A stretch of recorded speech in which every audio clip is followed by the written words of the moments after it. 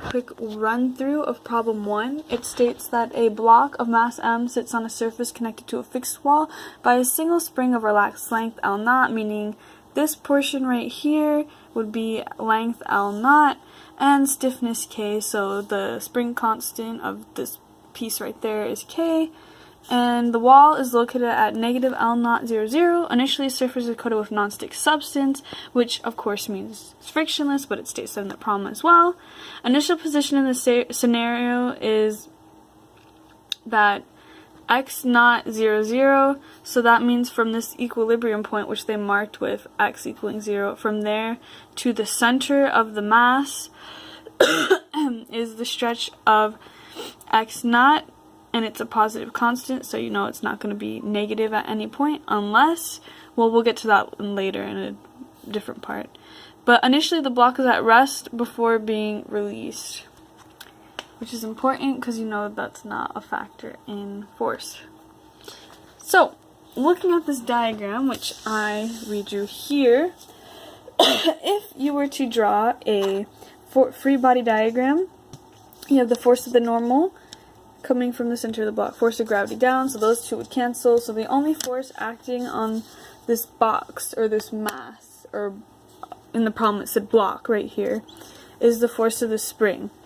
So in the first part it says to find W in terms of the given parameters. So W, I believe, I'm not sure if they give it to you in the formula sheet, but it is defined as square root of K over M, and it is also the symbol for angular velocity.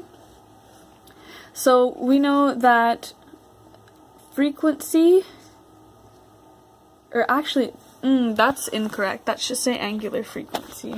My bad. Let me just scratch that out. That should say angular, wait, panoramic, that's frequency, because that's why, okay. So, W is the symbol for angular frequency, and we know that frequency has an inverse relationship to time period, and the time period of a simple harmonic oscillator, which is what the spring was, is 2 pi squared m over k.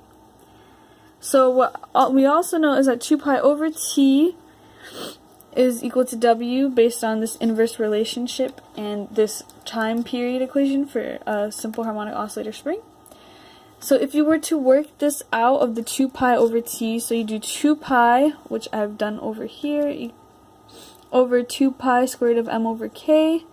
Those 2 pi's cancel, so you have 1 over square root of m over k, which you can write it like that, which means the square root of k and m would switch, which is how we get square root of k over m, which is your final answer.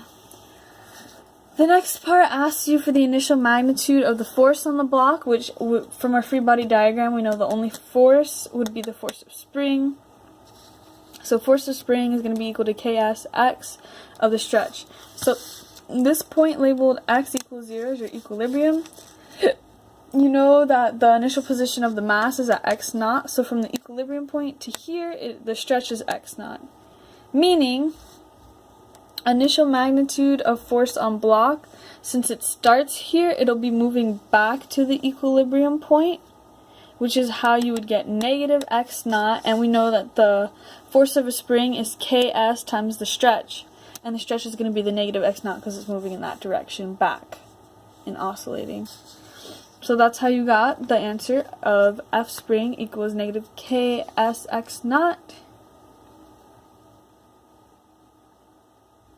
Oh, but that would be if it was final. For initial, it would be positive. So you don't want to make that mistake like I just did. But if you were talking about minimum x, so x naught would be the maximum, going back is negative. So negative x naught would be your minimum x value position for oscillation, which makes sense if you think about it logically.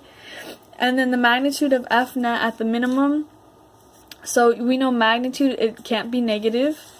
So basically you just use your F spring formula of ks of the stretch, which in this case is the negative x naught.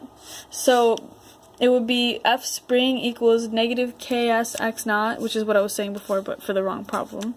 That was my bad. But because it's magnitude, you take absolute value of both, and you would get kx naught as your F net, which you can also think of symmetrically if you like to think conceptually. But that is how you solve problem number